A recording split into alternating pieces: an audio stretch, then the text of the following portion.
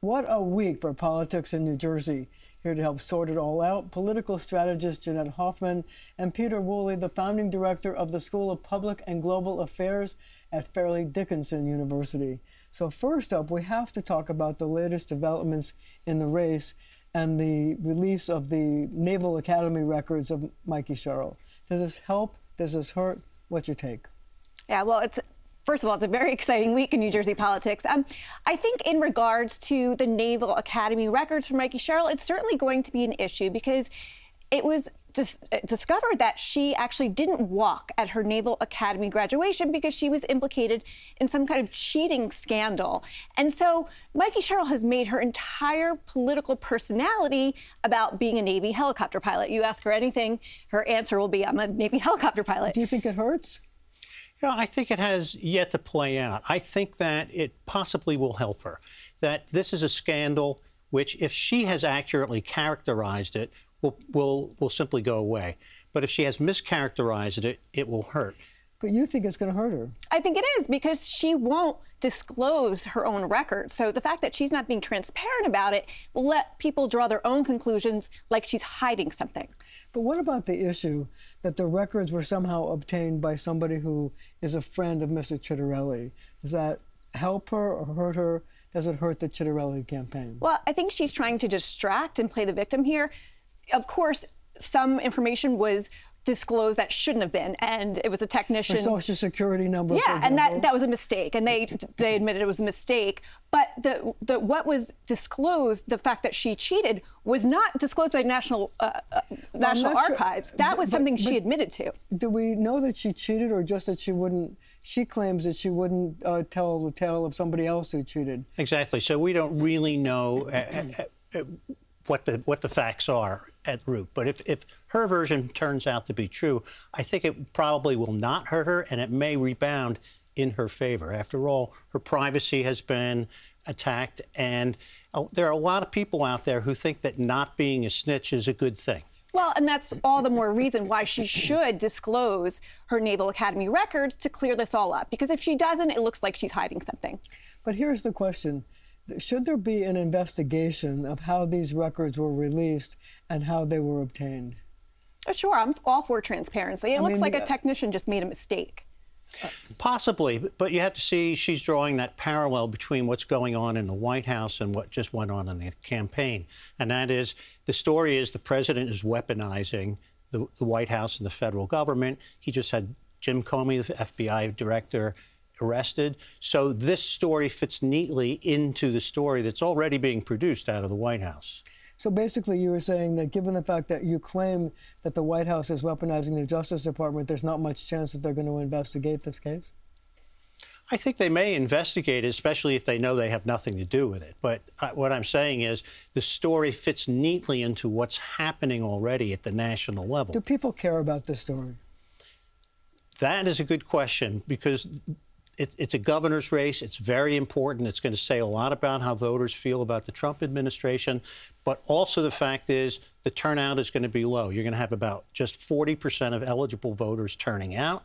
And you have a lot of voters out there who may be following this a little bit, but that's not the center of their lives as it is for example, close political observers. How do you feel about that? Well, I think it is going to be an issue because, as I said, she keeps talking about her Navy record. In fact, there's a helicopter on her lawn sign. So, she's got to talk about her record, and she should disclose what happened in this cheating scandal. Is it, as she says, I just didn't rat other people out, or was she implicated? She didn't walk at graduation. Even CBS reports her name wasn't even on the graduation program. So she's got to disclose what exactly happened. But she was commissioned as an officer, and she did, work as a helicopter pilot to some acclaim. I mean, those are things she's been able to talk about. So she should release her record and let people know what exactly happened here. So let's talk about the latest poll, an Emerson University poll, which basically has the race tied. 43-43, 11% are undecided. Here's the question. Is this poll an outlier because all the other polls have had her way ahead, or does this show the development of the race and the negative commercials, the effect of the negative commercials that Mr. Ciattarelli has been airing? I think it's an outlier because it's only one poll, and so it remains an outlier until we have other measurements to compare it to. But I would say whether it's an outlier or not, there is a little hint in there of a problem for Mikie Sherrill. And that is there's a gap of about 7 points, which should be her lead, between disapproval of the president and her support, between people who say that they want the governor to stand up to the president and her support. So that suggests to me a mobilization problem for her, a little lack of motivation. But let's talk about that, because as I read the poll, there was certainly a lack of popularity, a lack of favorability on the part of the president, but an equal lack of support and favorability for Governor Murphy. So the question is, who ties who to which person? Obviously, Mr. Ciattarelli would like to tie Mikie Sherrill to Governor Murphy, and obviously Mr. Ciattarelli would like to tie her, the same way. So who's going to win here? Is it going to be a popularity contest between Mikie Sherrill and Donald Trump, or is it going to be a popularity contest between Murphy and Trump?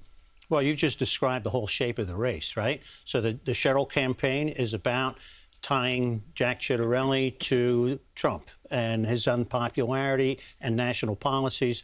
The Ciattarelli campaign is basically about what has the governor done for you lately and what can I do for you? So it's a Jersey versus national politics setup. Yeah, I mean, listen, Mikie Sherrill is trying to nationalize this race, but everybody knows our property taxes are decided by Trenton, by the State House.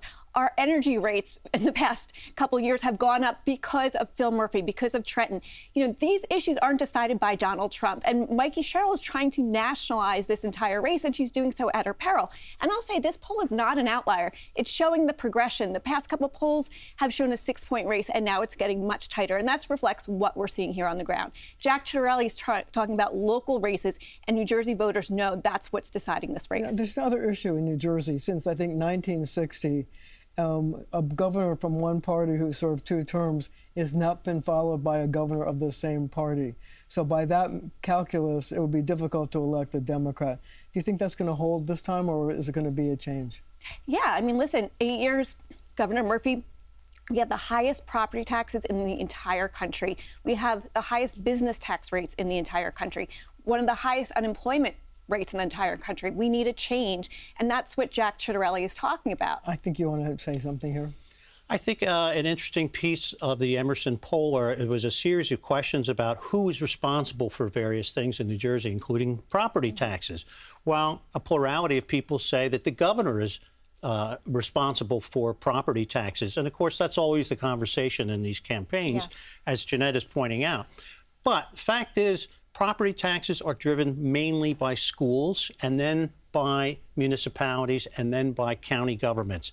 The governor has some influence over how this plays out, but the governor is not the main influence on property taxes. Okay, we're going to have to leave it right there for now, but our conversations continue right after the show on our streaming channel, CBS News New York.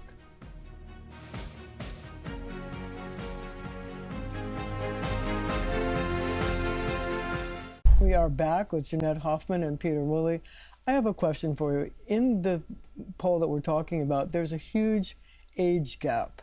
Mikie Sherrill appears to appeal to people who are 40 and under, or Jack Ciattarelli appears to people who are 50 and above. How much of a factor is that going to be in terms of who actually turns out? Like if you, as you say, if only 40% of the voters turn out, are they older voters? Are they younger voters? I mean, how does that affect the race? There's no doubt there's older voters, and what you're describing is really a national phenomenon, right? Younger voters and their issues are often ignored because they don't turn out in significant percentages compared to older cohorts. But I will add that the age demographic masks a different demographic, which is race.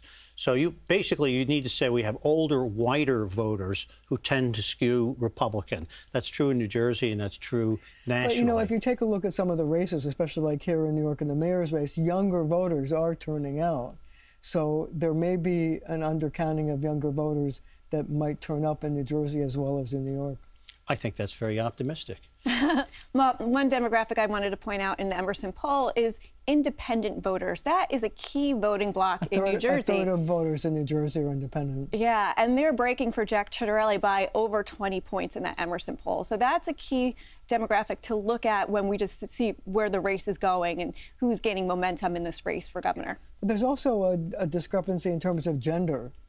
I mean, women tend to vote for Mikie Sherrill, men seem to favor Jack Ciattarelli.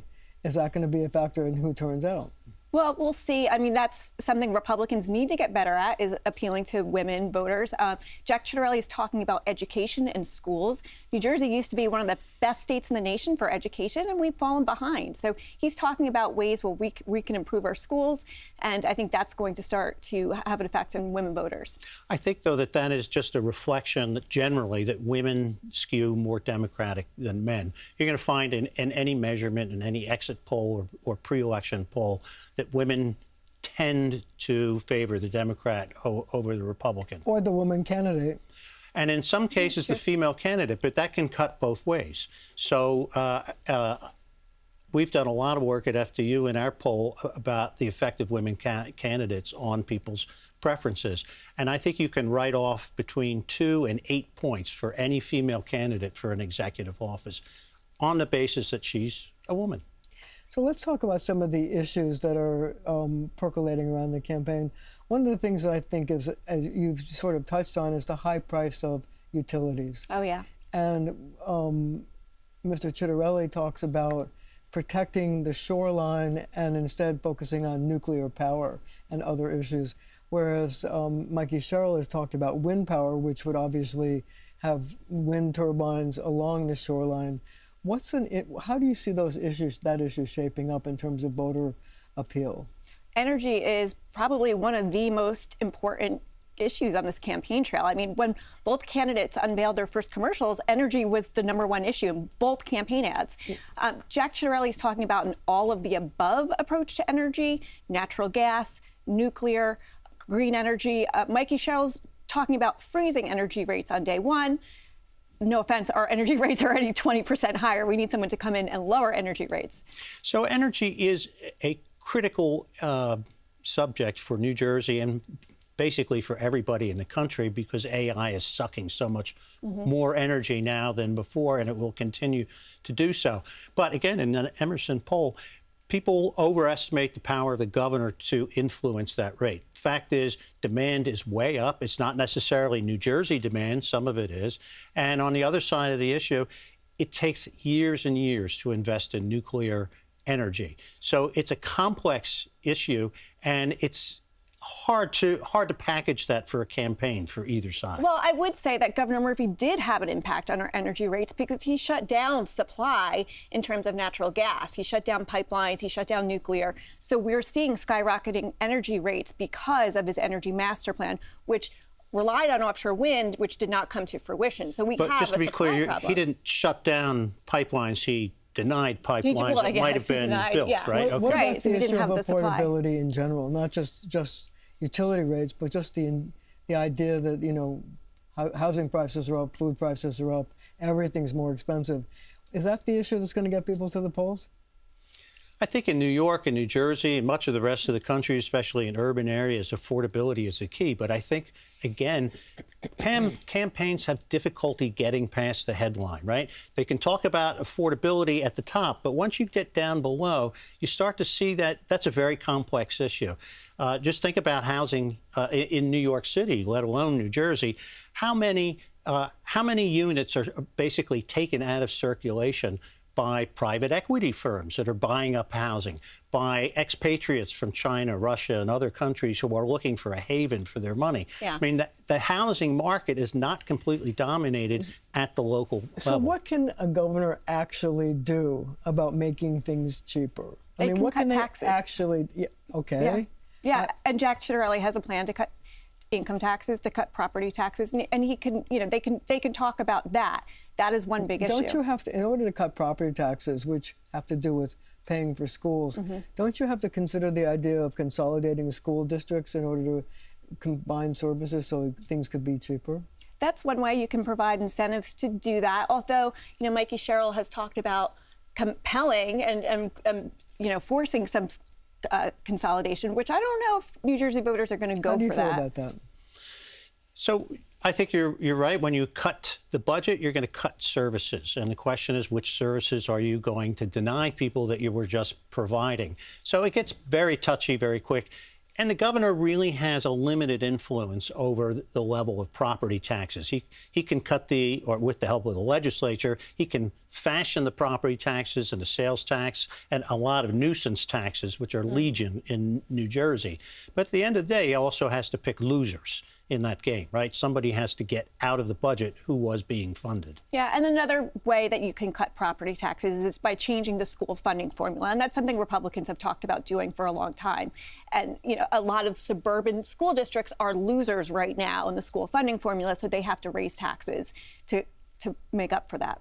So what role will vaccine policy play in this race? That's an interesting question, because the New Jersey Department of Health has already said that it's not going to follow the new guidelines that seem to come out of the White House or someplace down in Washington. So it'll be an interesting case study in federalism, that the state takes a very different policy stand in the health department than the national guidance. Do people want that? Do people in New Jersey want that to happen? I think there's a lot of confusion about it. So I mean, I think they're well-informed people who are skeptical about the things that come out of the Trump CDC and the Trump the RFK White House. But there are also a lot of people who don't know much about it. They're low-information citizens, and there's a fair number in New Jersey who oppose vaccines and embrace this. So is this going to break down? I have to ask if this is going to again break down to pro-Trump, anti-Trump when it comes to vaccines. Yes. I don't think anyone wants to see us from an elected official standpoint, right? I know there are some anti-vax populations out there, but I don't think from an elected official standpoint, from Jack Ciattarelli's standpoint, I don't think anyone wants to see us get below herd immunity rates in New Jersey. So I think that's kind of the threshold. I mean, I think that the question of herd immunity rates has become a big issue, as some localities in New Jersey have fallen right at that level, like 85%, I think it is, of herd immunity.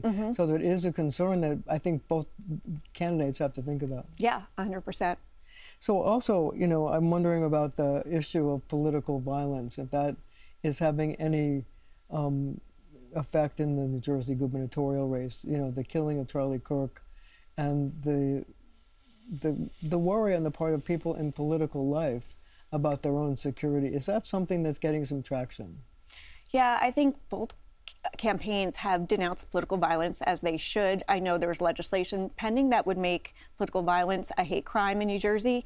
I know that Jack Ciattarelli supports that. I think Mikie Sherrill also said that she supports that as well. I know Congresswoman Sherrill voted on a resolution to support Charlie Kirk and then denounced him. I know that got a lot of pushback, but really it's so unfortunate. And I think civility starts from the top, and all elected leaders should support that. Professor?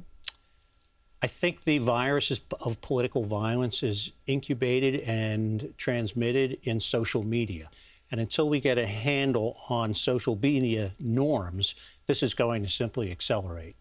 So I guess the last question I have is this: is there one issue that's going to get voters to the polls to support one candidate or the other, and what would you think that would be? You may have different answers. Go ahead. I think affordability, and I know that's a big, broad statement, but somebody who has a plan to tackle taxes and affordability, whether that's energy rates, property taxes, business taxes. New Jersey has just gotten to be way too unaffordable to buy a house, to retire here, to raise a family here. Professor? I think there's a lot of truth in that, but I think for most voters at the gut level, they're voting about Trump. It's a referendum on Trump. So Democrats have taken that measure, and they've said we're going to use this to motivate our Democratic base. And Republicans similarly know that motivation exists, that people in the Republican Party in New Jersey are probably much more enthusiastic about the guy in the White House than the guy who's running for governor. And that's a big part of their motivation for voting for Jack Ciattarelli. So you're saying that Trump is going to be the factor, but Murphy not so much, or will Murphy be a factor as well? I think he's a marginal factor in this race at this point. Okay. Thank you both for joining me, and thank you at home for joining us as well.